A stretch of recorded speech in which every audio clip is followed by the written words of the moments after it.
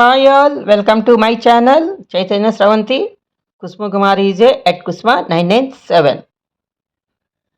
ఈరోజు మనం బడ్డీ టిప్స్ ఏంటంటే ఫైబర్ అధికంగా ఉండే సజ్జలు ఎలా వాడుకోవాలి. పైల్స్ కానీ మలబద్ధకం కానీ ఉన్నవాళ్ళు అంటే ఏ ఆహారం తీసుకోవాలో తెలియక సతమతం అవుతూ ఉంటారు కదా. అలాంటప్పుడు రోజు సజ్జల్ని తింటుంటే ఎంతో మేలు జరుగుతుంది.